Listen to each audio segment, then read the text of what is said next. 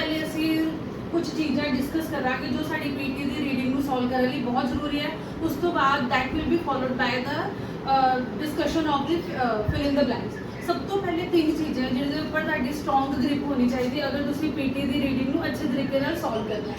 ਪਹਿਲੀ ਚੀਜ਼ ਹੈ vocabulary, second is the collocation and third is the grammatical rule. बहुत सारे लोग है बोलते हैं कि ग्रामेटिकल रूल्स काम नहीं करते, but this is totally false. जो ਤੁਹਾਡੇ ग्रामेटिकल रूल है भी ਤੁਹਾਡਾ 50-60% रोल प्ले करते हैं। ਵੋਕੈਬਲਰੀ ਦਾ ਮਤਲਬ ਹੈ ਕਿ ਜੋ ਵੀ ਸਾਡੇ ਫਿਲ ਇਨ ਦ ਬਲੈਂਕਸ ਦੇ ਵਿੱਚ ਵੋਕੈਬ ਵਰਡਸ ਯੂਜ਼ ਹੋਣੇ ਆ, ਫਿਲ ਇਨ ਦ ਬਲੈਂਕਸ ਤੁਸੀਂ ਜਿਹੜੇ ਵਰਡਸ ਨਾਲ ਦੀ ਹੈਲਪ ਨਾਲ ਫਿਲ ਅਪ ਕਰਨੀ ਹੈ ਉਹਨਾਂ ਦੇ ਉੱਪਰ ਤੁਹਾਡੀ ਗ੍ਰਿਪ ਸਟਰੋਂਗ ਹੋਣੀ ਚਾਹੀਦੀ ਹੈ। ਉਹਦੇ ਲਈ ਤੁਸੀਂ ਕੀ ਕਰਨਾ ਹੈ, ਜਿੱਦਾਂ ਜਿੱਦਾਂ ਤੁਸੀਂ ਫਿਲ ਇਨ ਦ ਬਲੈਂਕਸ ਨੂੰ ਸੋਲਵ ਕਰੋਗੇ ਜਾਂ ਥੋੜੀ ਬਹੁਤੀ ਬੁੱਕਸ ਦੀ ਰੀਡਿੰਗ ਕਰੋਗੇ, ਨੋਵਲਸ ਦੀ ਰੀਡਿੰਗ ਕਰੋਗੇ, ਉਹਦੇ ਨਾਲ ਕੀ ਹੋਏਗਾ ਕਿ ਤੁਹਾਡੀ vocabulary day by day strong ਹੋਏਗੀ।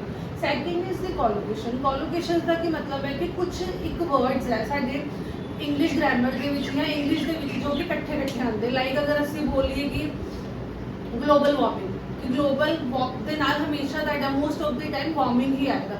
these words are known as the collocations।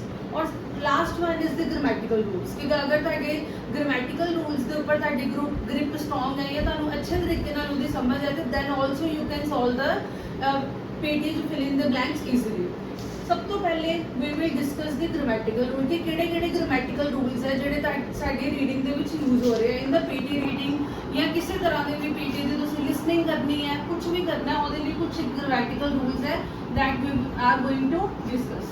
ਸਭ ਤੋਂ ਪਹਿਲੇ ਅਗਰ ਤੁਹਾਡੇ ਕੋਲ ਕਿਸੇ ਵੀ ਸੈਂਟੈਂਸ ਦੇ ਵਿੱਚ ਅਗਰ ਤੁਸੀਂ ਰੀਡਿੰਗ ਦੇ ਫਿਲਅਪ ਸੋਲਵ ਕਰਨ ਜਾ ਰਹੇ ਹੋ, ਕਿਸੇ ਵੀ ਸੈਂਟੈਂਸ ਦੇ ਵਿੱਚ ਤੁਹਾਡੇ ਕੋਲ ਆ ਗਿਆ ਡੂ, ਡਸ ਜਾਂ did, you have to keep it in mind ਕਿ ਉਹਦੇ ਨਾਲ ਤੁਸੀਂ ਹਮੇਸ਼ਾ ਵਰਬ ਦੀ ਫਸਟ ਫਾਰਮ ਲਗਾਉਣੀ ਹੈ। ਅਗਰ ਤੇ ਤੁਹਾਡੇ ਕੋਲ ਡੂ ਹੈ, ਡੂ ਅਸੀਂ ਹਮੇਸ਼ਾ ਯੂਜ਼ ਕਰਦੇ ਹਾਂ ਪਲੂਰਲ ਦੇ ਨਾਲ। ਅਗਰ ਪਲੂਰਲ ਹੈ ਫਿਰ ਤੁਹਾਡੀ ਇਕੱਲੀ ਲੱਗੇਗੀ ਵਰਬ ਦੀ ਫਸਟ ਫਾਰਮ। ਅਗਰ sometimes you have the does, does ਅਸੀਂ ਯੂਜ਼ ਕਰਦੇ ਹਾਂ ਸਿੰਗੂਲਰ ਦੇ ਨਾਲ, ਉਸ ਕੇਸ ਦੇ ਵਿੱਚ ਅਸੀਂ ਵਰਬ ਦੀ ਫਸਟ ਫਾਰਮ ਦੇ ਨਾਲ ਐਸ ਜਾਂ ਈਐਸ ਲਗਾਉਣਾ ਹੈ। ਡਿਡ ਆ ਗਿਆ, ਡਿਡ ਨਾਲ ਹਮੇਸ਼ਾ ਵੀ ਵਿਲ ਯੂਜ਼ ਵਰਬ ਦੀ ਫਸਟ ਫਾਰਮ।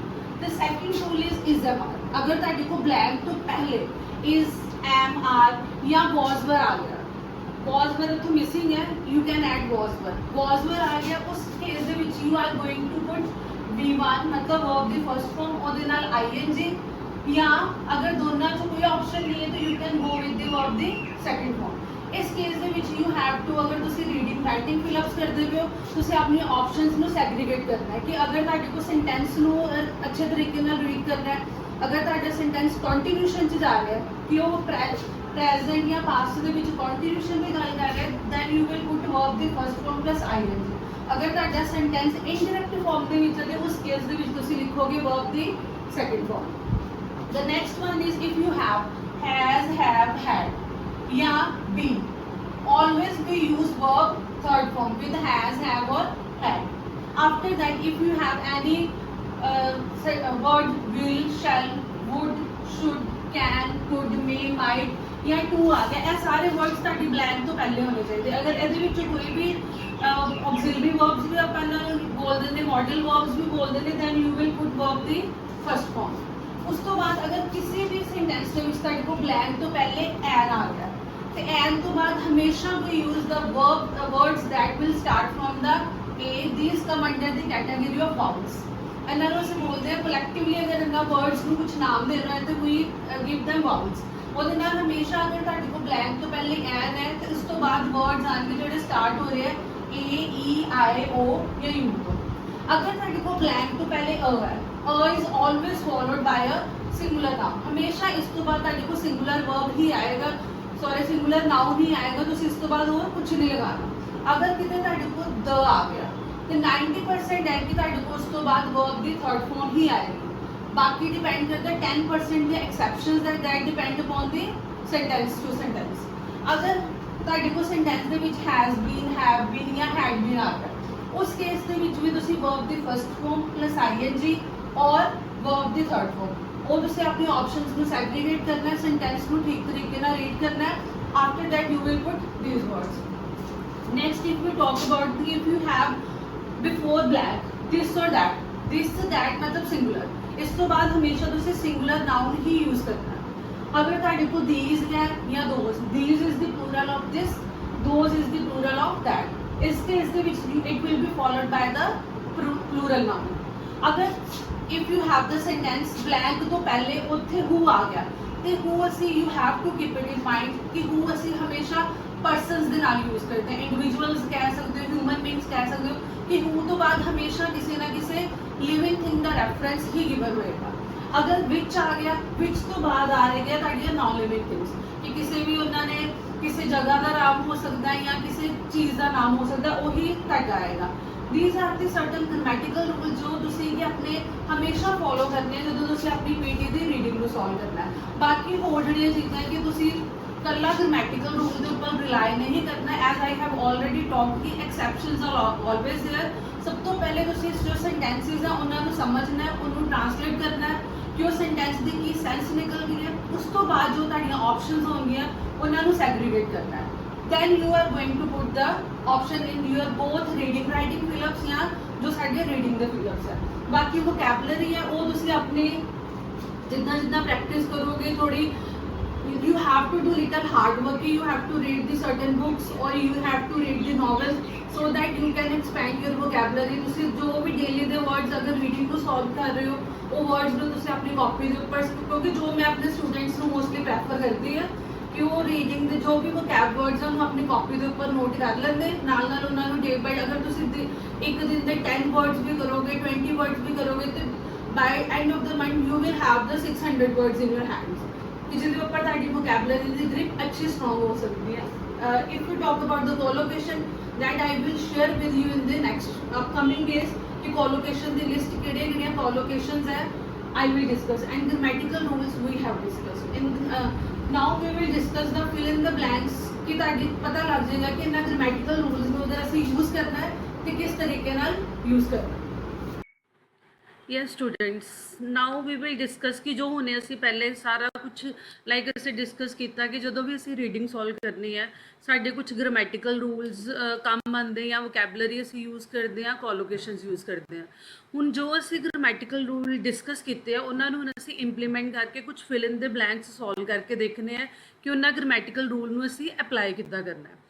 ਹੁਣ ਜੋ ਲਾਈਕ ਜੋ ਰੀਡਿੰਗ ਜਦੋਂ ਅਸੀਂ ਕਰਨੀ ਹੈ ਉਹਦੇ ਵਿੱਚ ਸਾਡੇ ਕੋਲ ਦੋ ਤਰ੍ਹਾਂ ਦੇ ਫਿਲ ਇਨ ਦੇ ਬਲੈਂਕਸ ਹੁੰਦੇ। ਇੱਕ ਤਾਂ ਰੀਡਿੰਗ ਰਾਈਟਿੰਗ ਫਿਲ ਇਨ ਦੇ ਬਲੈਂਕਸ ਕਿ ਜਿਹਦੇ ਮਾਰਕਸ ਤੁਹਾਡੇ ਰੀਡਿੰਗ 'ਚ ਵੀ ਜਾਂਦੇ ਹੋ ਰਾਈਟਿੰਗ 'ਚ ਵੀ ਜਾਂਦੇ। ਇੱਕ ਹੁੰਦਾ ਨਾਰਮਲ ਫਿਲਅਪਸ ਕਿ ਜਿਹਦੇ ਮਾਰਕਸ ਤੁਹਾਡੇ ਰੀਡਿੰਗ 'ਚ ਹੀ ਰਹਿਣੇ। ਪਹਿਲੇ ਅਸੀਂ ਰੀਡਿੰਗ ਵਾਲੇ ਫਿਲ ਇਨ ਦੇ ਬਲੈਂਕਸ ਨੂੰ ਸੋਲਵ ਕਰਨਾ ਹੈ। let me open the slide।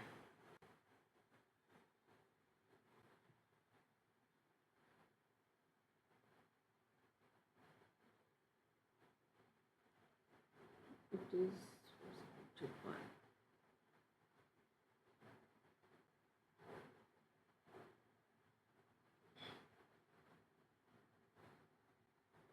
Like ਜਦੋਂ ਵੀ ਤੁਸੀਂ ਰੀਡਿੰਗ ਫਿਲ ਇਨ ਦੇ ਬਲੈਂਕਸ ਨੂੰ ਸੋਲਵ ਕਰਨਾ ਹੁਣ ਜੋ ਸਾਡੇ ਕੋਲ ਇਹ ਵਾਲੇ ਫਿਲ ਇਨ ਦੇ ਬਲੈਂਕਸ ਹੈ ਇਹਦੇ ਨੀਚੇ ਸਾਨੂੰ ਆਪਸ਼ਨਸ ਗਿਵਨ ਹੈ ਮਤਲਬ ਜਿੰਨੇ ਤੁਹਾਡੇ ਕੋਲ ਮਤਲਬ ਉਹਨਾਂ ਨੇ ਜੋ ਐਗਜ਼ਾਮੀਨਰ ਆ ਉਹਨੇ ਤੁਹਾਨੂੰ ਕਨਫਿਊਜ਼ ਕਰਨ ਲਈ ਜਿੰਨੀਆਂ ਵੀ ਤੁਹਾਡੇ ਕੋਲ ਬਲੈਂਕਸ ਹੋਣਗੀਆਂ ਉਸ ਤੋਂ 2 ਜਾਂ 3 ਫਿਲ ਇਨ ਦੇ ਬਲੈਂਕਸ ਤੁਹਾਨੂੰ ਜ਼ਿਆਦਾ ਦਿੱਤੇ ਹੋਣਗੇ ਸੋ ਦੈਟ ਕਿ ਤੁਹਾਨੂੰ ਕਨਫਿਊਜ਼ ਕਰਨ ਲਈ। ਹੁਣ ਉਹ ਸਿੱਧੇ ਸਿੱਧੇ ਆਨਸਰ ਮਤਲਬ ਜਿੰਨੇ ਫਿਲ ਇਨ ਦਾ ਬਲੈਂਕਸ ਆ ਉਹਨੇ ਤੁਹਾਨੂੰ ਨੀਚੇ ਆਪਸ਼ਨਸ ਨਹੀਂ ਦੇਗਾ ਕਿ ਫਿਰ ਤਾਂ ਸਾਡੇ ਕੋਲ ਆਨਸਰ ਨੂੰ ਟਰੈਕ ਕਰਨਾ ਜਾਂ ਫਾਈਂਡ ਆਊਟ ਕਰਨਾ ਬਹੁਤ ਈਜ਼ੀ ਹੈ। ਉਹਨੇ ਸਾਨੂੰ 2 ਜਾਂ 3 ਫਿਲ ਇਨ ਦੇ ਬਲੈਂਕਸ ਈਜ਼ੀ ਜ਼ਿਆਦਾ ਦੇਣੇ ਆ ਜਿਹਦੇ ਵਿੱਚੋਂ ਅਸੀਂ ਫਾਈਂਡ ਆਊਟ ਕਰਨਾ ਹੈ ਕਿ ਜਾਂ ਸਕਿਮ ਕਰਨਾ ਹੈ ਕਿ ਕਿਹੜੇ ਫਿਲ ਇਨ ਦੇ ਬਲੈਂਕਸ ਨੂੰ ਅਸੀਂ ਫਿਲ ਕਰਨਾ। ਹੁਣ ਲਾਈਕ ਗ੍ਰਾਮੈਟੀਕਲ ਰੂਲ ਵੀ ਕੰਮ ਕਰਦੇ ਆ ਕਿਤੇ ਨਾ ਕਿਤੇ ਕੋਲੋਕੇਸ਼ਨਸ ਵੀ ਕੰਮ ਕਰਦੀਆਂ ਤੁਹਾਡੀ ਵੋਕੈਬ ਵੀ ਕੰਮ ਕਰਦੀ ਹੈ ਬਟ ਵਨ ਮੋਰ ਥਿੰਗ ਜਿਹੜੀ ਤੁਹਾਡੀ ਵਰਕ ਕਰਦੀ ਹੈ ਵਾਈਲ ਸੋਲਵਿੰਗ ਦੀ ਫਿਲ ਇਨ ਦੇ ਬਲੈਂਕਸ ਇਜ਼ ਦੈਟ ਕਿ ਜਦੋਂ ਵੀ ਤੁਸੀਂ ਫਿਲ ਇਨ ਦੇ ਬਲੈਂਕਸ ਨੂੰ ਸੋਲਵ ਕਰਨਾ ਸਭ ਤੋਂ ਪਹਿਲੇ ਜਿਹੜਾ ਵੀ ਤੁਹਾਨੂੰ ਸੈਂਟੈਂਸ ਗਿਵਨ ਹੈ ਮਤਲਬ ਫਿਲ ਇਨ ਦਾ ਬਲੈਂਕਸ ਗਿਵਨ ਹੈ ਉਹਨੂੰ ਇੱਕ ਵਾਰੀ ਰੀਡ ਕਰਕੇ ਜ਼ਰੂਰ ਦੇਖਣਾ ਬਿਕੋਜ਼ ਕਈ ਵਾਰੀ 90% ਰੀਡਿੰਗ ਜੋ ਸਾਡੇ ਗ੍ਰਾਮੈਟੀਕਲ ਰੂਲ ਹੈ ਕੋਲੋਕੇਸ਼ਨ ਹੈ ਉਹ ਕੰਮ ਕਰਦੀ ਹੈ ਬਟ ਸਮਟਾਈਮਸ ਕਿ ਸਾਨੂੰ ਸੈਂਟੈਂਸ ਦੀ ਸੈਂਸ ਬਣਾ ਕੇ ਕਿ ਜੋ ਸਾਡਾ ਸੈਂਟੈਂਸ ਗਿਵਨ ਹੈ ਜਾਂ ਸਾਨੂੰ ਜੋ ਫਿਲਅਪਸ ਗਿਵਨ ਹੈ ਉਹਦੇ ਅਕੋਰਡਿੰਗ ਸਾਡੀ ਫਿਲ ਇਨ ਦੀ ਬਲੈਂਕਸ ਕਿਹੜੀ ਜਾਏਗੀ। ਇਸ ਲਈ ਸਭ ਤੋਂ ਪਹਿਲੇ ਤੁਸੀਂ ਜੋ ਵੀ ਤੁਹਾਨੂੰ ਲਾਈਨ ਗਿਵਨ ਹੈ ਸੈਂਟੈਂਸ ਗਿਵਨ ਹੈ ਉਹਨੂੰ ਸਮਝਣਾ ਹੈ ਅੱਛੇ ਤਰੀਕੇ ਨਾਲ ਉਹਨੂੰ ਟਰਾਂਸਲੇਟ ਕਰਕੇ ਦੇਖਣਾ ਹੈ ਕਿ ਜਿਹੜੇ ਵੀ ਲੈਂਗੁਏਜ ਤੁਹਾਨੂੰ ਈਜ਼ੀ ਲੱਗਦੀ ਲਾਈਕ ਦ ਲੈਂਗੁਏਜ 'ਚ ਤੁਸੀਂ ਕੰਫਰਟੇਬਲ ਹੋ ਹਿੰਦੀ 'ਚ ਇੰਗਲਿਸ਼ ਪੰਜਾਬੀ ਜਿਹਦੇ 'ਚ ਵੀ ਕੰਫਰਟੇਬਲ ਹੋ ਆਪਣੇ ਸੈਂਟੈਂਸ ਨੂੰ ਪਹਿਲੇ ਤੁਸੀਂ ਟਰਾਂਸਲੇਟ ਕਰਕੇ ਦੇਖਣਾ। Let's solve the fill in the blank first. First मतलब what the way I do कि जो भी साडे को नीचे ऑप्शंस गिवन है एक बारी उन्होंने रीड कर लेना सो दैट कि सानू पता है कि साडे को किहड़े किहड़े ऑप्शंस गिवन है, असी किहड़े ऑप्शंस दे विचों राइट आंसर नू चूज करना है। और जो नीचे वर्ड्स गिवन है जिन्हां दे मीनिंग तुहानू नहीं पता, अगर if you want to have a strong vocabulary कि जो वर्ड्स तुहानू नहीं आते उन्होंने नाल एक कॉपी पैन हमेशा जो भी तुसी सॉल्व करना, बिकॉज मैं अपने स्टूडेंट्स नू यह सुजैसट करती हाँ जो भी तुसी सॉल्व करनी है उदों अपने नाल एक कॉपी पैन रख लेना, जोड़े मीनिंग्स तुहानू नहीं आ रहे उन्होंने नाल अपनी कॉपी ते you have to jot down the meanings of those words. हूँ लाइक वी हैव देखो we have 1 2 3 4 blanks, we have 4 blanks but I think they have given 8 नीचे उन्होंने 8 वर्ड्स दिते जिहदे असीं 4 ब्लैंक्स नू चूज करना है। हुण सब तो पहले असीं मीनिंग देखने हैं। सब तो पहले वर्ड है डैंगल। डैंगल का मतलब होंगे जितना कोई चीज़ लटकती है, लाइक जो पेंडुलम लटकते हैं या कुछ भी डैंगलिंग का मतलब होंगे लटकना कोई चीज़। नैक्सट वर्ड है तुहाडे कोल टैम्प। टैम्प का मतलब होंगे जो असीं बड़ी जल्दी जल्दी चलते हैं, मतलब हैवी स्टैप्स लेंदे हैं या फटाफट चलते हैं, वो टैम्प का मीनिंग है। एब्रप्टली, एब्रप्टली मतलब सडनली मीन अचानक। स्प्रेड का मतलब फैलना। स्मूथली मतलब बड़े आराम नाल, मतलब ट्रैम्प और स्मूथली हुण एक दूसरे के ऑपोजिट हो गए। ट्रैम्प का मीनिंग सी जल्दी जल्दी चलना, स्मूथली का मीनिंग है बहुत आराम आराम नाल चलना। क्रूज, क्रूज का मतलब होंगे, क्रूज का मतलब एक तो क्रूज होंगे साइड को शिप वाला कि शिप में भी असी क्रूज बोलते हैं। इस क्रूज का मतलब है कि जो असी बड़े इकोनॉमिक स्पीड से बड़ा स्लोली स्लोली चलते हैं। सस्टेन्ड, सस्टेन्ड का मतलब कि कोई चीज़ जी लॉन्ग टर्म एग्जिस्ट करती है। नैक्सट कंडक्टेड, कंडक्टेड का मतलब कि जो कोई चीज़ नूं असीं कंडक्ट करना। हुण सानू पता लग गया कि साडे को किहड़े-किहड़े वर्ड्स है। Now come to the fill in the blanks. First है for the first time Japanese researcher have कि पहले बारी जो जैपनीज रिसर्चर है have dash a real time experiment, उन्होंने एक रियल टाइम एक्सपैरीमेंट किया that show how such some traffic jams appear for no apparent reason कि कुछ ट्रैफिक जैम बिना मतलब दे ही ट्रैफिक जैम्स लग जाते। हुण इत्थे साडे ग्रामैटिकल रूल काम करेगा। पहला तो साडे को हिंट हो गया कि लाइक असीं डिस्कस किया कि हैज़ हैव जो भी होए उदों साडे कोल वर्ब दी थर्ड फॉर्म लगनी है। हुण जो सानू नीचे वर्ड्स गिवन है उहदे विचों जिहड़े भी थर्ड फॉर्म होएगी असीं वो देख लेनी है। बाकियां नूं असीं मतलब अगर तुसीं क्विकली सॉल्व करना है because during the exam you people are running of the time, इसलिए तुसीं जो स्किमिंग करनी है अपने वर्ड्स की कि हैव दे नाल वर्ब दी थर्ड फॉर्म लगती, तुसीं अपने ऑप्शंस चो देखना है कि वर्ब दी थर्ड फॉर्म किहड़ी गिवन है। हुण अगर असीं आपां डैंगल देखिए it is the word form. Tramp abruptly है, साडे कोल एडवर्ब है। सब बिकॉज जिहड़े भी वर्ड्स दे पिछे LY आ जाता ज़्यादातर वो एडवर्ब्स ही होंगे, मतलब वो वर्ब नहीं रहेंगे। स्मूथली, क्रूज, हुण सस्टेन्ड और कंडक्टेड यह दो है जोड़े साडे को वर्ब दियां थर्ड फॉर्म्स है। मतलब असीं इन्हां दे उपर कॉन्सनट्रेट करना है कि असीं ब्लैंक दे विच किन्नू फिल कर सकते, बाकियां वाला असीं नहीं देखना। हुण साडे को researcher have dash real time experiment. जदों भी तुहाडे कोल एक्सपैरीमेंट आए हमेशा एक्सपैरीमेंट की हुंदा है, कंडक्ट हुंदा है, तो इसलिए असीं इत्थे लगा दांगे कि रिसर्चर्स हैव कंडक्टेड। हैव नाल वर्ब दी थर्ड फॉर्म लगनी है, so we were having the two option sustained और कंडक्टेड। हुण जदों रियल टाइम नहीं जदों भी एक्सपैरीमेंट है, एक्सपैरीमेंट नाल असीं हमेशा एक्सपैरीमेंट हुंदा कंडक्ट हुंदा, so we have written conducted. हुण आ गया they placed 22 vehicles on a single track कि उन्होंने एक ट्रैक के उपर 22 व्हीकल्स नूं प्लेस किया and ask the driver to, और ड्राइवर नूं क्या to around at a constant speed of 30 kilometre कि ड्राइवर ने 30 किलोमीटर पर आवर की स्पीड के नाल की करना। हुण जो साडा सैकेंड ग्रामैटिकल रूल है, पहला असीं हैव, हुण जदों असीं ग्रामैटिकल रूल डिस्कस किए उहदे विच असीं देखिया कि जो TO2 है, TO2 तो बाद साडी लगदी है वर्ब दी फर्स्ट फॉर्म। हुण असीं देखना है कि इहदे विच साडे को वर्ब दी फर्स्ट फॉर्म किहड़ी जिहड़ियां ऑप्शनस नीचे है। वर्ब दी फर्स्ट फॉर्म मतलब कल्ला वर्ब दी फर्स्ट फॉर्म होनी चाहिए, उहदे नाल कोई LY कोई SES कुछ भी नहीं लगा होना चाहिए। यह चीज़ दा you people have to keep it in your mind, because students बहुत गलती करते कि वर्ब दी फर्स्ट फॉर्म है उहदे नाल S और ES लग गया तो दैन वट नहीं, बट जो भी TO2 है उस तो बाद हमेशा कल्ली वर्ब दी फर्स्ट फॉर्म आएगी, उहदे नाल ना तो S लगा होएगा, ना ES लगा होएगा, ना LY लगा होएगा। Clear? Now we will skim the options. हुण अगर असीं लास्ट तो देखिए सस्टेन्ड वर्ब दी थर्ड फॉर्म है, ए भी निकल गई। क्रूज वर्ब दी फर्स्ट फॉर्म बच गई। स्मूथली इज एडवर्ब, ए भी निकल गया। स्प्रेड वर्ब दी थर्ड सॉरी फर्स्ट फॉर्म में ए भी रह गया, एब्रप्टली भी एडवर्ब है, ए भी निकल गया, ट्रैम्प और डैंगल, मतलब साढ़े को एब्रप्टली, ਸਮੂਥਲੀ और ਸਸਟੇਨਡ ਨਿਕਲ ਗਏ। ਉਸ ਤੋਂ ਬਾਅਦ ਜਿਹੜੇ 4 ਵਰਡਸ ਬਚੇ ਅਸੀਂ ਉਹਦੇ ਵਿੱਚੋਂ ਦੇਖਣਾ ਹੈ ਕਿ ਕਿਹੜਾ ਵਰਡ ਲਗਾ ਸਕਦੇ ਹਾਂ।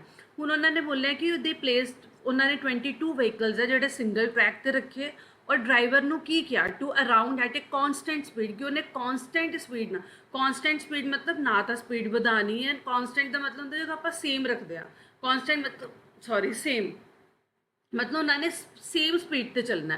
हूँ सेम स्पीड ते अगर आप चलना, हूँ अगर मतलब थोड़ी जी we have to use our common sense. Dangle का मतलब लटकना, हूँ स्पीड लटकना नहीं आएगा। ट्रैम्प का मतलब हैवी स्टैप्स लेना, मतलब फास्ट फास्ट चलना। अगर असी कॉन्सटेंट स्पीड ते चलना है तो असी फास्ट भी नहीं चल सकते, मतलब डैंगल और ट्रैम्प निकल गया। एब्रप्टली का मतलब सडनली, वो ऐ तो है ही नहीं सी, सॉरी एडवर्ब है। Then we are left with the spread and cruise. हुण उन्होंने स्प्रैड का मतलब होंदा फैलना, तो उन्होंने ड्राइवर नूं की किया, क्रूज का मतलब है जो असी आराम नाल चलते हैं, मतलब अगर दे साडे को समूथली भी है और क्रूज भी है, बट समूथली की समूथली की है साडे को एडवर्ब है, बट टू तो बाद असी कल्ली वर्ब की फर्स्ट फॉर्म लगानी है, तो इसलिए असी क्रूज लगाओ। क्रूज का मतलब कि जो बड़ा आराम नाल इकोनॉमिकल स्पीड ते चलना, हौली हौली चलना, तो हम साढ़े इत्थे की आ जाएगा cruise. Clear, this is we have done with that. Now next is at first.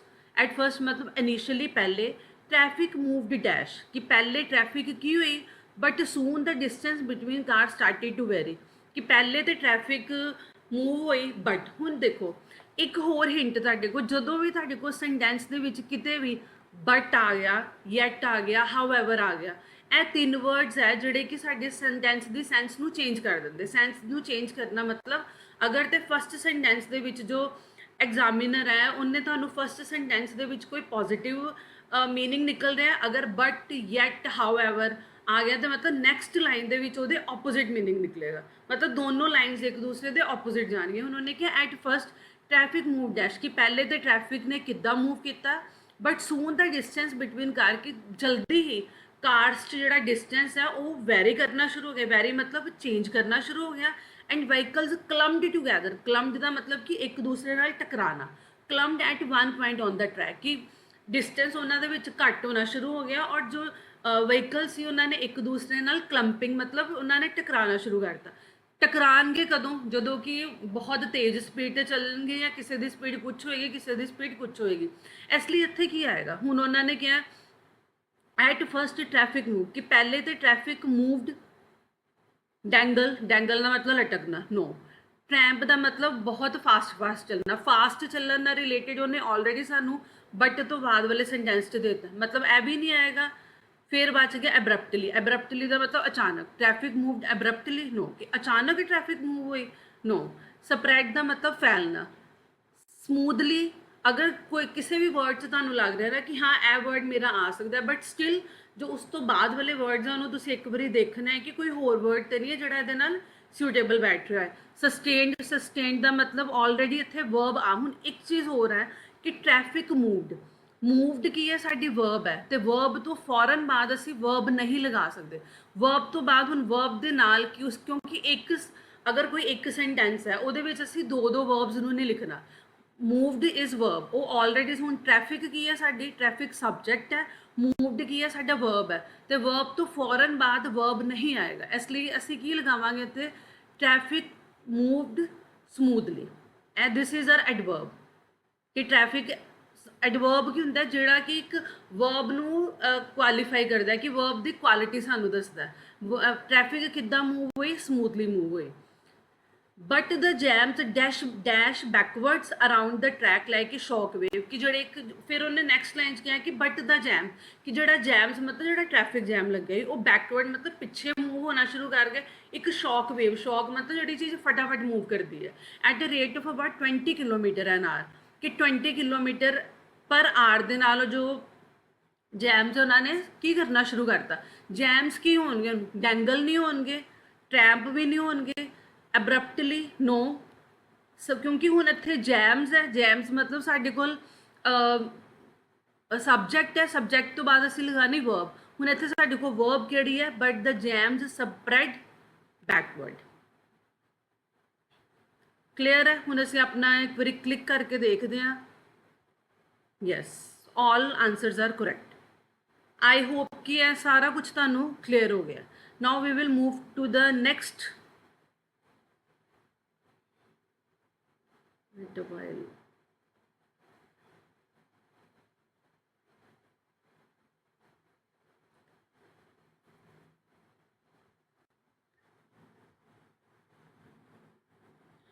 ਹੁਣ ਨੈਕਸਟ ਹੈ ਸਾਡਾ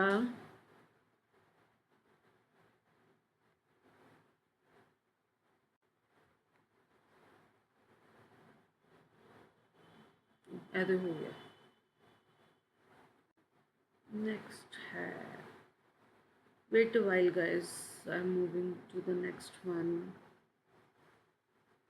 चलिए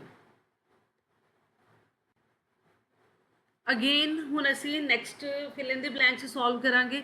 फिर असीं एक नज़र मारनी है साडे कोल वोकैब वर्ड्स जिहड़े साडे कोल नीचे वोकैब। अगेन अगर तुसीं एक बारी ध्यान नाल देखो तो here we have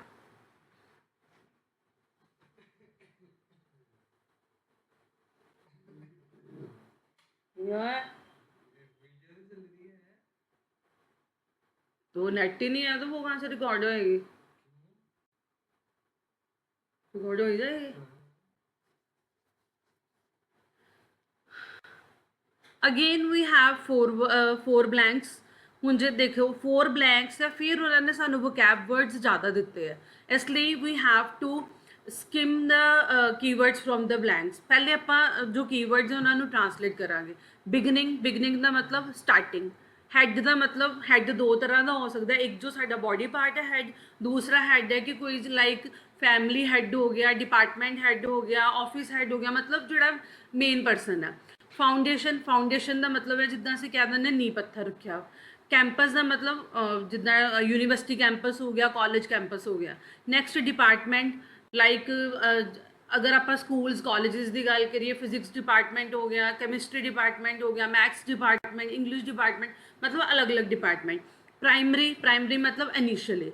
with mean नाल, प्रोग्रेस्ड मीन लाइफ दे विच प्रोग्रेस करना। आई होप कि मीनिंग्स क्लियर हो गए। Now we will move to order blanks. David Lynch is professor and dash of education at Charles Darwin University. कि जो David Lynch है किसी परसन का नेम है, वो की है, प्रोफैसर है एंड डैश। हुण वन थिंग मोर कि जदों भी किसी सेंटेंस दे विच तुहाडे कोल एंड आ गया, किसी भी सेंटेंस दे विच एंड आ गया, मतलब कि एंड किसी परसन दियां दो सेम सेम क्वालिटीज़ नूं ज्वाइन करेगा। कि अगर एंड तो पहले तुहानूं कोई पॉजिटिव क्वालिटी दित्ती है तो मतलब उस तो बाद भी उस परसन दी किसी पॉजिटिव परसनैलिटी ट्रेट या मतलब वो किसी पॉजिटिव परसनैलिटी ट्रेट की ही गल करेगा। अगर तुहाडे को एंड आ गया, अगर लेट से कि एंड की जगह तुहाडे को और आ गया, और का मतलब होएगा कि उस परसन की कोई ऑपोजिट क्वालिटी की गल कर रहे। पहले तुसीं एंड ते फोकस करो, जो और आएगा वी विल डिस्कस। नाउ उन्हें लिखे David Lynch is professor and dash of education at Charles Darwin University. कि वो प्रोफैसर सी और होर की सी एजुकेशन दा at the Charles Darwin university. हुण अगे कि उन्हें जो डेविड लिंच है वो दो क्वालिटीज़ होंगे, एक तो प्रोफैसर सी, उस तो इलावा वो की क्वालिटी सी, उन्होंने एजुकेशन का की होएगा, beginning of education no. Next is head. Head can be हो सकता है, बट स्टिल असी अगले वर्ड्स में एक बार देखांगे। Professor and foundation of education, education का फाउंडेशन ही, फाउंडेशन का मतलब होंगे जो परसन वह नींह पत्थर रखता है या जिन्हें पहले काम किया होंगे। एजुकेशन तो बहुत पुरानी है, इसलिए फाउंडेशन नहीं आएगा। कैंपस ऑफ एजुकेशन की किस कोई परसन हो कैंपस नहीं हो सकता।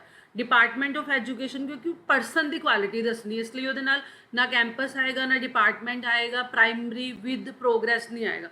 हुण साडे कोल की बच गया कि जो डेविड लिंच है is professor and head of education, is professor and head of education at Charles Darwin University दे विच प्रोफैसर है और हैड है। उस तो बाद and prior to this, prior मतलब इस तो पहले।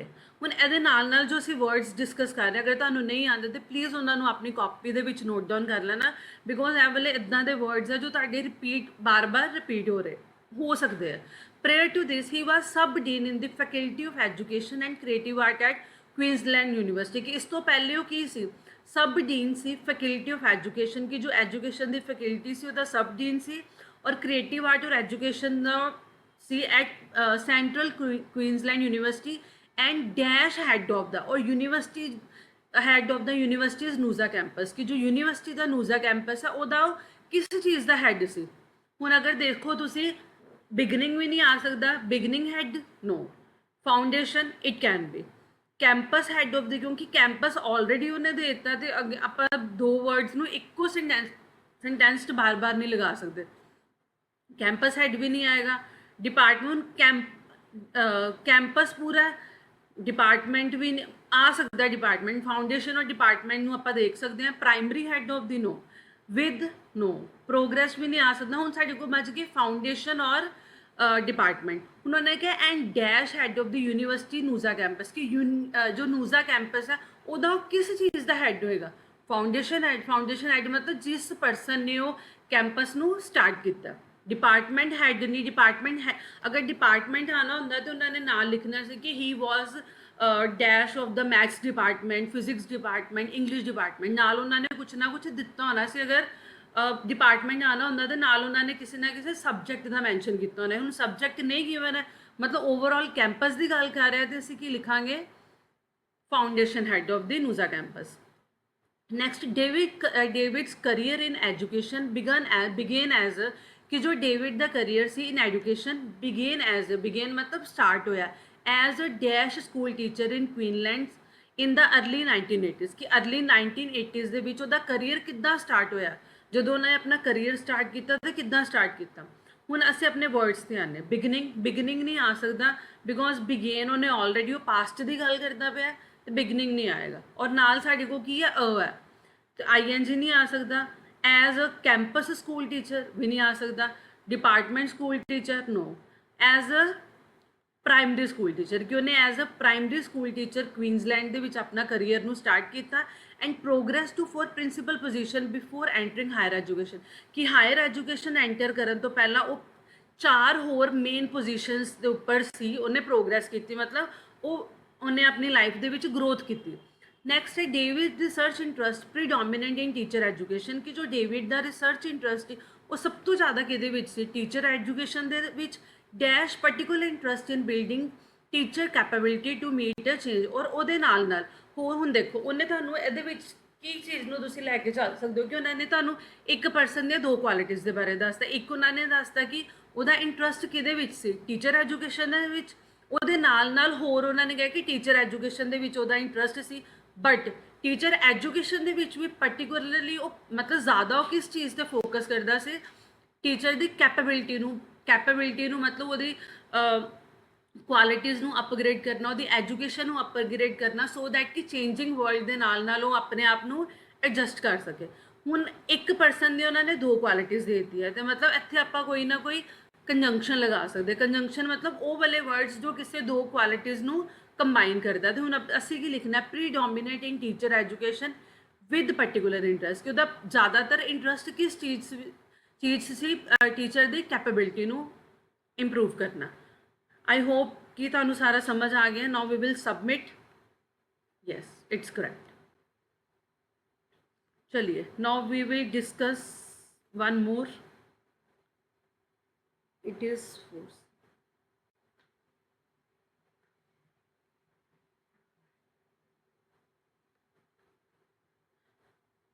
चलिए again 4 blanks and more words. First we will because side by side we will enhance our vocabulary, ਅਸੀਂ ਆਪਣੀ vocabulary ਨੂੰ ਵੀ strong ਕਰਨਾ ਹੈ, तो we will discuss the meanings। benefit ਦਾ मतलब ਕਿਸੇ ਨੂੰ ਫਾਇਦਾ ਦੇਣਾ, support मतलब ਕਿਸੇ ਨੂੰ support ਕਰਨਾ, will ਦਾ मतलब will 2 ਤਰ੍ਹਾਂ ਦਾ ਹੁੰਦਾ, ਇੱਕ ਤੇ will ਹੈ ਜੋ ਸਾਡਾ ਹੈਲਪਿੰਗ ਵਰਬ ਹੈ ਲਾਈਕ will shall, ਦੂਸਰਾ will ਹੁੰਦਾ ਸਾਡੀ ਇੱਛਾ, ਤੀਸਰੀ will ਹੁੰਦੀ ਹੈ ਜੋ ਸਾਡੀ ਪ੍ਰੋਪਰਟੀ ਦੇ ਨਾਲ ਰਿਲੇਟਡ ਹੈ। ਹੈਲਥ ਦਾ मतलब ਸਿਹਤ, ਸੈਂਸ ਦਾ मतलब ਕਿ ਕਿਸ ਸੈਂਸ 'ਚ ਤੁਸੀਂ ਗੱਲ ਕਰਦੇ ਪਏ ਹੋ। Next might is a helping verb. Fun मतलब ਮਜ਼ੇ ਲਈ, ਐਕਟੀਵਿਟੀਜ਼ मतलब ਜੋ ਆਪਾਂ ਐਕਟੀਵਿਟੀਜ਼ ਕਰਦੇ ਆ ਲਾਈਕ ਗੇਮਸ ਖੇਲਦੇ ਆ, ਮੋਬਾਈਲ ਚਲਾਉਂਦੇ ਆ ਜਾਂ ਕਿਤੇ ਘੁੰਮਣ ਜਾ ਰਹੇ ਆ, ਕੁਝ ਵੀ ਹੈ। ਨੈਕਸਟ ਇਜ਼ ਇੰਡਲਜ ਦਾ मतलब ਕਿ ਆਪਣੇ ਆਪ ਨੂੰ ਇਨਵੋਲਵ ਕਰਨਾ। Please write down the meaning of the word side by side so that कि यही वर्ड्स है जो बार बार कई बार रिपीट होंगे, you can have a command over your vocabulary. Now we will discuss the fill in the blanks. Whether you want to exercise and stay fit, ਕਿ ਚਾਹੇ ਵੈਦਰ ਦਾ ਮਤਲਬ ਕੀ ਹੁੰਦਾ, ਚਾਹੇ ਕਿ ਚਾਹੇ ਤੁਸੀਂ ਐਕਸਰਸਾਈਜ਼ ਕਰਨਾ ਚਾਹੁੰਦੇ ਹੋ ਔਰ ਫਿਟ ਰਹਿਣਾ ਚਾਹੁੰਦੇ ਹੋ। Train professionally with like minded people, ਕਿ ਆਪਣੇ ਆਪ ਨੂੰ ਪ੍ਰੋਫੈਸ਼ਨਲੀ, ਕਿ ਜੋ ਲਾਈਕ ਮਾਈਂਡਡ ਪੀਪਲ ਮਤਲਬ ਕਿ ਜਿਨ੍ਹਾਂ ਦਾ ਇੰਟਰਸਟ ਤੁਹਾਡੇ ਨਾਲ ਮੈਚ ਕਰਦਾ, ਕਿ ਉਹਨਾਂ ਲੋਕਾਂ ਨਾਲ ਹੀ ਆਪਣੇ ਆਪ ਨੂੰ ਟ੍ਰੇਨ ਕਰੋ। ਔਰ ਡੈਸ਼ ਯੂਰ ਕੰਪੀਟੀਟਿਵ ਸਟ੍ਰੀਕ, ਜਾਂ ਆਪਣੇ ਜੋ ਕੰਪੀਟੀਟਿਵ ਸਟ੍ਰੀਕ ਹੈ ਉਹਨੂੰ ਕੀ ਕਰੋ। ਹੁਣ ਬੈਨੀਫਿਟ ਯੂਰ ਕੰਪੀਟੀਟਿਵ ਸਟ੍ਰੀਕ ਨੂੰ ਸਪੋਰਟ, ਵਿਲ ਕੀ ਆ ਸਕਦਾ, ਹੈਲਥ। ਕੰਪੀਟੀਟਿਵ ਸਟ੍ਰੀਕ ਦਾ ਮਤਲਬ ਇੰਡਲਜ, ਇੰਡਲਜ ਦਾ ਮਤਲਬ ਕਿ ਆਪਣੀ ਜੋ ਇਨਵੋਲਵ ਕਰੋ, ਕਿ ਜਾਂ ਤੇ ਲਾਈਕ ਮਾਈਂਡਡ ਪੀਪਲ ਹੈ ਉਹਨਾਂ ਦੇ ਨਾਲ ਤੁਸੀਂ ਆਪਣੇ ਆਪ ਨੂੰ ਪ੍ਰੋਫੈਸ਼ਨਲੀ ਟ੍ਰੇਨ ਕਰੋ, ਜਾਂ ਆਪਣੀ ਕੰਪੀਟੀਟਿਵ ਸਟ੍ਰੀਕ ਕਿ ਮੈਂ ਇਸ ਪਰਸਨ ਤੋਂ ਅੱਗੇ ਨਿਕਲਣਾ, ਉਹ ਚੀਜ਼ ਆਪਣੇ ਆਪ ਨੂੰ ਉਸ ਤਰੀਕੇ ਨਾਲ ਇਨਵੋਲਵ ਕਰੋ। ਨੈਕਸਟ ਹੈ Trinity Sport and Fitnet has it covered. We have got a dedicated dash development team, कि we have कि साढ़े को dedicated development team है on campus ਦੇ ਵਿੱਚ ਸਾਡੇ ਕੋਲ development team ਹੈ to support every student taking part in sport, ਕਿ ਹਰ ਉਸ ਸਟੂਡੈਂਟ ਦੀ ਹੈਲਪ ਕਰਨ ਲਈ ਜੋ ਕਿ ਸਪੋਰਟਸ ਦੇ ਵਿੱਚ ਪਾਰਟਿਸਿਪੇਟ ਕਰ ਰਿਹਾ। now come to their blank, ਹੁਣ ਉਹਨਾਂ ਨੇ ਕਿਹਾ we have got a dedicated dash development team, ਕਿ ਸਾਡੇ ਕੋਲ ਕਿਹੜੀ ਟੀਮ ਹੈ ਜਿਹੜੀ ਕਿ ਹਰ ਸਟੂਡੈਂਟ ਦੀ ਹੈਲਪ ਕਰੇਗੀ। ਹੁਣ ਕਿਹੜੀ ਟੀਮ, ਬੈਨੀਫਿਟ ਡਿਵੈਲਪਮੈਂਟ, ਕਿਉਂਕਿ ਡਿਵੈਲਪਮੈਂਟ ਆ ਗਿਆ ਤੇ ਡਿਵੈਲਪਮੈਂਟ ਦਾ ਮਤਲਬ ਕਿ ਗਰੋਥ ਕਰਨਾ, ਬੈਨੀਫਿਟ ਨਹੀਂ ਆ ਸਕਦਾ। ਸਪੋਰਟ ਡਿਵੈਲਪਮੈਂਟ ਟੀਮ, ਕਿ ਸਾਡੇ ਕੋਲ ਇੱਦਾਂ ਦੀ ਟੀਮ ਹੈ ਜਿਹੜੀ ਕਿ ਸਪੋਰਟ ਕਰਦੀ ਹੈ ਕੈਂਪਸ ਦੇ ਵਿੱਚ। Will development no, because have already ਆ ਗਿਆ ਤੇ ਇਹਦਾ ਮਤਲਬ ਹੁੰਦਾ ਹੈਵ ਆਲਰੇਡੀ ਆ ਗਿਆ ਤੇ ਅਸੀਂ ਦੋ ਹੈਲਪਿੰਗ ਵਰਬ ਨਹੀਂ ਯੂਜ਼ ਕਰ ਸਕਦੇ, ਇਸ ਲਈ ਵਿਲ ਨਹੀਂ ਆਏਗਾ। Dedicated health development team no. Sense, might again it is a helping verb, a भी नहीं आ सकता। फन डिवेलपमेंट टीम या एक्टिविटीज़ नो। तो डेडिकेटेड सपोर्ट डिवेलपमेंट टीम, कि साडे को सपोर्ट डिवेलपमेंट टीम है जिहड़ी कि हर स्टूडेंट नू सपोर्ट करती है।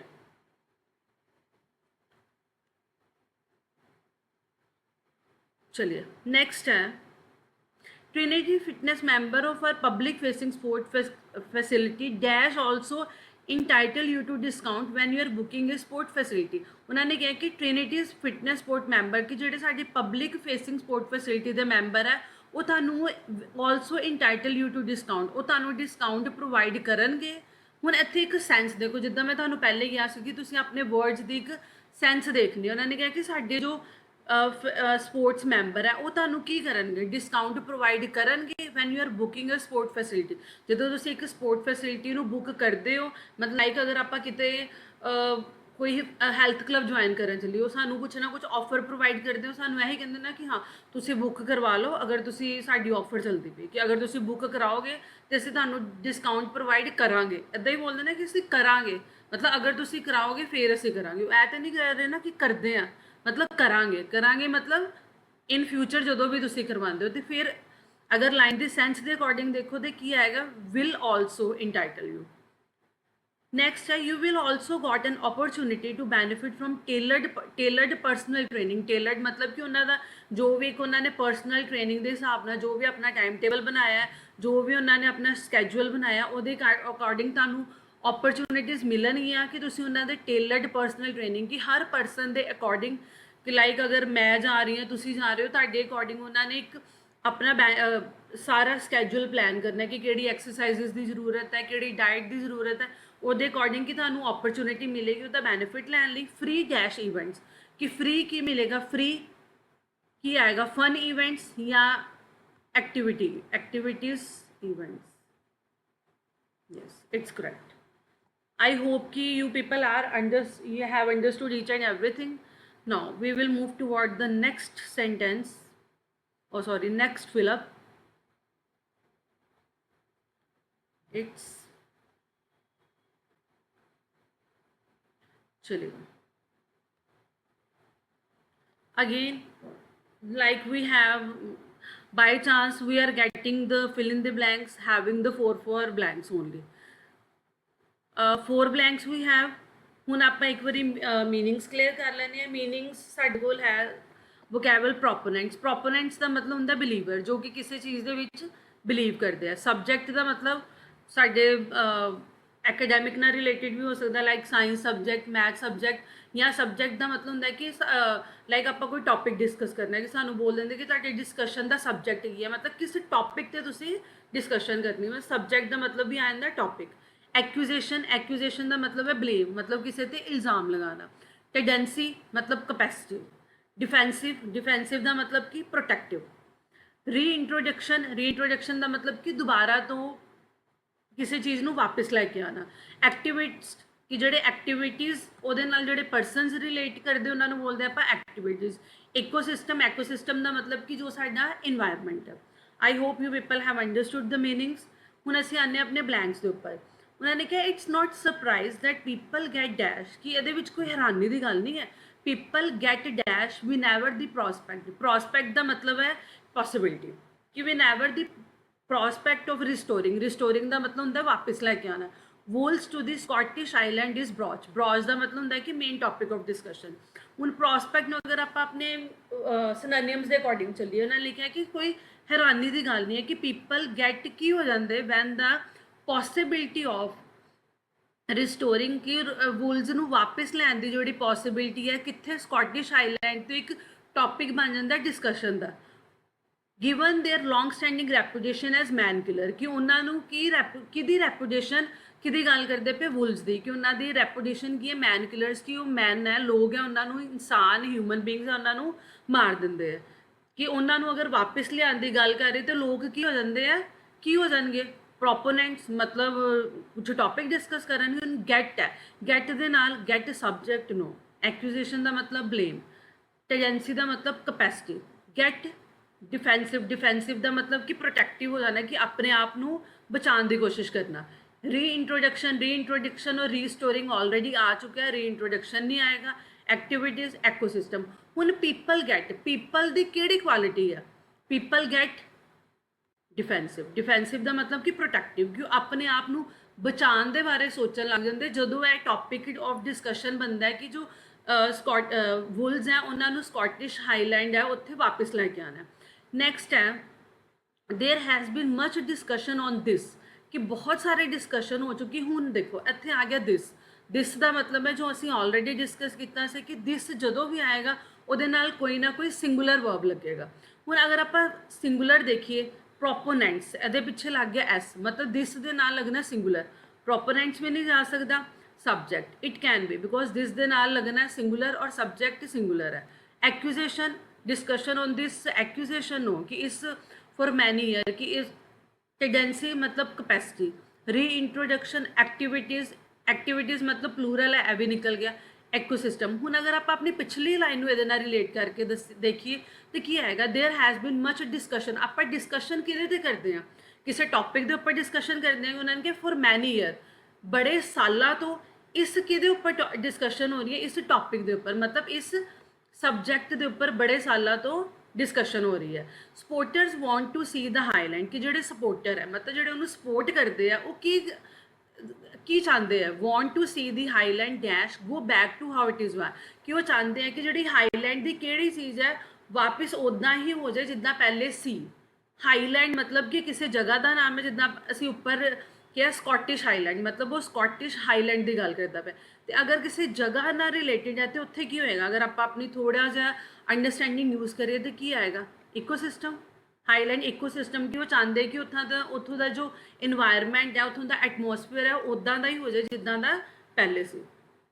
Critics point out that, critics का मतलब होंदा है वो वाले लोग जिन्होंने मतलब हर चीज़ दे विच कुछ ना कुछ लाइक नैगेटिव चीज़ां निकालन की आदत होंदी है, कि मतलब अगर कोई काम पॉजिटिव हो रहा है तो उन्होंने कुछ ना कुछ वो लूप होल्स, वो ड्रॉबैक्स कट ही देने हैं। Critics point out that the animals have a dash, कि एनिमल्स दे विच की है टू किल लाइव स्टॉक का मतलब होंदा है कि जो लाइक साडे जो काउज हो गई, बफलोज हो गई, कि जो सानू मिल्क गिविंग प्रोडक्ट्स होंगे ज़्यादातर, कि उन्होंने कैपेसिटी है कि उन्होंने किल कर सकते हैं। तो उन्होंने की होएगी हैव अ टेंडेंसी, मतलब उन्होंने कैपेसिटी है, इन्नी ताकत है कि उन्होंने लाइव स्टॉक को मार सकते, कि इसलिए कुछ लोग चाहते हैं कि उन्होंने वापस ले आओ। लेकिन क्रिटिक्स की कह रहे हैं कि उन्होंने क्रिटिक्स का मतलब है कि जो चीज़ किसी के ऑपोजिट जाते।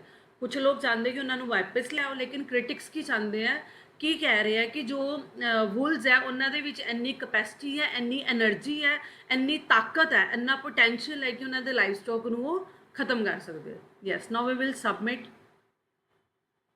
Yes, we have done. It's also correct. One more we will discuss. It's, yes, it's 460.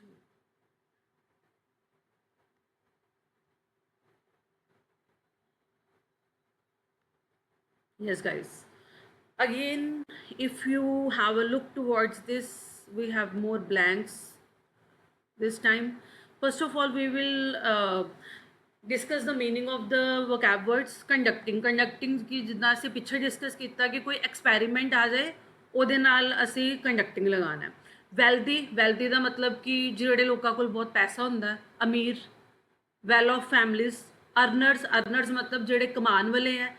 staying ਦਾ ਮਤਲਬ ਕਿ ਕਿਸੇ ਇੱਕ ਜਗ੍ਹਾ ਤੇ ਰਹਿਣਾ. vast ਦਾ ਮਤਲਬ ਕਿ ਬਹੁਤ ਜ਼ਿਆਦਾ. climbed मतलब किसी चीज़ से चढ़ना, जंप करना. interim ਦਾ ਹੁੰਦਾ main time you can say. evaluate ਦਾ मतलब ਹੁੰਦਾ चेक करना. scholarly साडे academic ਨਾਲ रिलेटेड है, मतलब साडी स्टडीज़ ਨਾਲ रिलेटेड है. restrict ਦਾ मतलब ਹੁੰਦਾ कि अपने आप ਨੂੰ किसी चीज़ तक सीमित रखना. ਹੁਣ अगर ਅਸੀਂ अपने वर्ड्स ਵੱਲ आइए, ਉੱਥੇ लिखा है the United States has been engaged in a dash social. ਹੁਣ ਇੱਥੇ ਉਹਨਾਂ ਨੇ ਕਿਹਾ ਕਿ ਜੋ ਯੂਨਾਈਟਿਡ ਸਟੇਟ ਹੈ, engaged ਦਾ ਮਤਲਬ ਬਿਜ਼ੀ ਹੈ. ਇਨ ਅ ਡੈਸ਼ ਸੋਸ਼ਲ ਐਕਸਪੈਰੀਮੈਂਟ, ਇੱਕ ਸੋਸ਼ਲ ਐਕਸਪੈਰੀਮੈਂਟ ਦੇ ਵਿੱਚ ਬਿਜ਼ੀ ਹੈ ਡਿਊਰਿੰਗ ਦੀ ਪਾਸਟ 30 ਈਅਰ, ਪਿਛਲੇ 30 ਈਅਰਸ ਤੋਂ ਇੱਕ ਐਕਸਪੈਰੀਮੈਂਟ ਦੇ ਵਿੱਚ ਬਿਜ਼ੀ ਹੈ. ਕੰਸਰਨਿੰਗ ਐਕਸਪੈਰੀਮੈਂਟ ਕਿਸ ਚੀਜ਼ ਨਾਲ ਰਿਲੇਟਿਡ ਹੈ? Political and social ramification of ramification का मतलब कि जो इनक्रीज़ हो रही है इकोनॉमिक डिस्पैरिटी का मतलब डिफरेंसिस कि जो उन्होंने पॉलिटिकल और सोशल रैमिफिकेशन है वो रिलेटेड एक्सपैरीमेंट के विचों बिजी है. हुण एक्सपैरीमेंट के विच हुण अगर कंडक्टिंग कि लाइक मैं तुहानूं बोलिया है कि अगर एक्सपैरीमेंट आ जाए तो आप कंडक्ट लगा सकते, बट उन्होंने कहता एंगेज इन अगर तो कंडक्टिंग आना होंगे ना फिर नहीं आना सी. इस चीज़ का you have to keep it in mind कि आ गया का मतलब कि हुण इत्थे साडा ING वाला वर्ड नहीं आएगा. इन अ वेल्दी सोशल एक्सपैरीमेंट ना असीं वेल्दी नहीं लगा सकते, बिकॉज सोशल एक्सपैरीमेंट साडा वेल्दी नहीं हो सकता. अर्नर्स का मतलब जो साडे लिए कुछ ना कुछ कमाते हैं, लाइक जिद्दां फैमिलीज़ दे विच father is the earner of the family, job करके कुछ कमा रहे हैं, तो एक्सपैरीमेंट का अर्नर नाल कोई लेना देना नहीं. अगेन स्टेइंग आ गया तो आप ING वाला वर्ड नहीं लगाना. इन अ वास्ट का मतलब कि बहुत एक्सपेंडेड, बहुत ज़्यादा. क्लाइम्ड हुण आ गया, तो बाद भी कि सिंगुलर वर्ब लगेगा, कोई पास्ट वाला, क्योंकि हैज़ बिन दे नाल उन्होंने एंगेज ऑलरेडी लगाता है, तो असीं क्लाइम्ड भी नहीं लगाना. इंटीरिम मतलब मेन टाइम, यह भी नहीं आएगा. अगर इंटीरिम आना होंदा, लाइक असीं डिस्कस किया है कि इंटीरिम हुण कित्थों स्टार्ट है? आई तो स्टार्ट है. आई की है एक साडा वोवल है, तो वोवल अगर लगना होए तो इत्थे साडे को एन आना सी. एन आर्टिकल हुंदा, फिर असीं आई वाला लगा सकते सी, ई वाला लगा सकते सी. हुण स्कॉलरली सोशल एक्सपैरीमेंट या रिस्ट्रिक्ट सोशल नो. हुण इत्थे की आएगा? They are busy engaged in a busy in a vast social experiment. Vast का मतलब कि बहुत एक्सपेंडिड सोशल एक्सपैरीमेंट बिजी है, जोड़ा कि रिलेटिड है, जो पोलिटिकल और सोशल रैमिफिकेशन है, जो कि करके आई है इकोनॉमिक डिस्पैरिटी के कारण. क्लियर है? उस तो बाद है while the amount of national income going to families, कि जी नैशनल इनकम है फैमिलीज़ नूं जा रही है in the top 5% dash by more than 1%, कि जड़ियाँ टॉप 5% के कोल नैशनल इनकम जा रही है वो 1/3 नाल की हुई है, फ्रॉम 15.5% टू 21.0, कि 15.5% पहले 15.5% सी, हुण हो गए 21%. हुण यह चीज़ों का ना देखो, यह थोड़े बहुत ना हिंट है कि जिहदे हिंट नूं तुसीं फॉलो करके अपने फिल इन द ब्लैंक्स नूं फिल कर सकते हो. उन्होंने कहा कि उन्होंने इनकम है वो 15.5% तो 21% होगी, मतलब उन्होंने इनकम की हो गई है, वध गई है. हुण वध गई है तो मतलब की होएगी? इत्थे हुण उहदे नाल रिलेटेड साडे कोल किहड़ा वर्ड है? क्लाइम्ड, कि टॉप 5% दी फैमिलीज़ है उन्होंने इनकम की होगी, क्लाइंब हो गई है. क्लाइंब का मतलब इनक्रीज़ हो गई है. ठीक है? हुण देखो, हुण लाइक जो एग्जाम के you people are running of the time, कि तुहाडे कोल इन्ना टाइम नहीं है, तुसीं अपनी सारी रीडिंग नूं हर चीज़ नूं मैनेज करना, इसलिए कुछ चीज़ों का ध्यान रखना. लाइक हुण इत्थे तुहाडे वर्ड है फुल स्टॉप्स, सॉरी कॉमाज है, इत्थे आके साडा फुल स्टॉप आ गया, मतलब कि एक लाइन साडी खत्म हो गई है, तो असीं इत्थे हुण अगली वाली लाइन नूं नहीं रीड कर रहा, बिकॉज असीं जल्दी अपनी रीडिंग नूं सॉल्व करना है. हुण नैक्सट लाइन दे विच इन द मेन टाइम कि इसे टाइम दे विच between 1970 and 1998 the income share that went कि इनकम दा शेयर ਜਿਹੜਾ to the top 1% of dash double कि ਜਿਹੜਾ ਇਨਕਮ ਦਾ ਸ਼ੇਅਰ ਸੀ ਉਹ ਟੌਪ 1% ਕਿਹੜੇ ਟੌਪ 1% ਕੋ ਗਿਆ ਉਹ ਡਬਲ ਹੋ ਗਿਆ ਗਿਵਿੰਗ 13000 ਰਿਚੈਸਟ ਫੈਮਿਲੀ ਜਿਹਦੇ ਕਰਕੇ ਕੀ ਹੋ ਗਿਆ ਕਿ 13000 ਰਿਚੈਸਟ ਫੈਮਿਲੀਜ਼ ਹੋਣਗੀਆਂ ਤੇ ਕੀ ਹੋਏਗਾ ਟੌਪ 1% ਕੌਣ ਹੋਣਗੇ 1% ਆਫ ਵੈਲਦੀ ਨੋ ਵੈਲਦੀ ਆਣਾ ਹੁੰਦਾ ਤੇ ਵੈਲਦੀ ਆਣਾ ਹੁੰਦਾ ਨਾਲ ਫੈਮਿਲੀਜ਼ ਲੱਗਣਾ ਹੈ ਜਾਂ ਪੀਪਲ ਲੱਗਣਾ ਸੀ ਹੁਣ ਇੱਥੇ ਕੀ ਆ ਸਕਦਾ ਟੌਪ 1% ਆਫ ਅਰਨਰਸ ਕਿ ਜਿਹੜੇ ਅਰਨ ਕਰਦੇ ਪਏ ਸੀ ਕਮਾਉਂਦੇ ਪਏ ਸੀ ਉਹਨਾਂ ਦਾ ਪ੍ਰੋਫਿਟ ਕੀ ਹੋ ਗਿਆ ਡਬਲ ਹੋ ਗਿਆ देयर इज सम ਹੁਣ there is some dash debate concerning the economy कि एक डिबेट हुई ਉਹਨਾਂ ਦੇ ਵਿੱਚ ਕਿਹਦੇ ਨਾਲ ਰਿਲੇਟਡ ਸੀ ਇਕਨੋਮਿਕ ਡਰਾਈਵਰ ਔਰ ਡੈਮੋਗ੍ਰਾਫਿਕ ਸ਼ਿਫਟ ਕਿ ਡੈਮੋਗ੍ਰਾਫਿਕ ਦਾ ਮਤਲਬ ਹੁੰਦਾ ਪੋਪੂਲੇਸ਼ਨ ਕਿ ਜਿਹੜੀ ਪੋਪੂਲੇਸ਼ਨ ਨਾਲ ਰਿਲੇਟਡ ਸੀ ਟੈਕਨੋਲੋਜੀ ਦੀ ਐਡਵਾਂਸਮੈਂਟ ਨਾਲ ਰਿਲੇਟਡ ਸੀ ਔਰ ਗਲੋਬਲ ਰਾਈਵਲਰੀ ਨਾਲ ਰਿਲੇਟਡ ਸੀ ਹੁਣ ਇੱਥੇ ਕੀ ਹੈਗਾ there is some dash debate dash debate आ गया डिबेट या तो हो सकती है प्रोडक्टिव डिबेट हो सकती है या नैगेटिव डिबेट हो सकती है हुण प्रोडक्ट अगर उन्होंने क्या डेमोग्राफिक शिफ्ट हूँ केड़ा वर्ड देना जा रहा है आई थिंक वेल्दी डिबेट कि एक अच्छी वेल्दी डिबेट हुई नहीं वेल्दी नहीं आएगा सॉरी क्योंकि डिबेट का वेल्दी ना कोई लेना देना नहीं है देयर इज सम बिकॉज उन्होंने सानू पिछे दे दिता डेमोग्राफिक शिफ्ट टैक्नोलॉजिकल एडवांसमेंट ते here can be scholarly debate scholarly मतलब कि एकेडैमिक बड़ी अच्छी डिबेट हुई प्रोडक्टिव डिबेट हुई जिहदे टॉपिक्स की सी डेमोग्राफिक शिफ्ट टैक्नोलॉजिकल एडवांसमेंट और ग्लोबल राइवलरी नैक्सट है साडा the key political takeaway हुण अगेन कि साडा इत्थे खत्म हो गई लाइन तो we will move toward the next line in fact it has been less than almost any other dash democracy it has been less than any other dash democracy to reduce economic inequality through transfer tax कि कोई भी केड़ी economy जिहदे लई कि reduce economic equality उन्होंने अपनी economic inequality नू रिड्यूस का मतलब घट किया थ्रू ट्रांसफर टैक्स और इंप्लॉयमेंट हुण केड़ी इकोनॉमी केड़ी आएगी थ्रू अदर वैल्दी डेमोक्रेसी वैल्दी का मतलब कि रिच डेमोक्रेसी कि जिन्हों ने अपनी इकोनॉमिक इनइक्वैलिटी को कितना घट किया ट्रांसफर करके टैक्स लगा के इंप्लॉयमेंट रेट प्रोवाइड करके और वेज पॉलिसीज़ को रिवाइज करके कि जो अनएम्पलॉयड से उन्होंने इंप्लॉयमेंट दे दी कुछ उन्होंने इस तरह दी पॉलिसीज़ बनाई जिसके कारण इकोनॉमिक इनइक्वैलिटी उन्होंने खत्म हो गई तो wealthy democracy now we will submit yes it's done I hope you people have understood each and everything अगर कोई भी तुहाडी क्वेरी है किसी चीज़ नूं नाल भी रिलेटेड तो you can drop me a message so that we can have a healthy discussion on this topic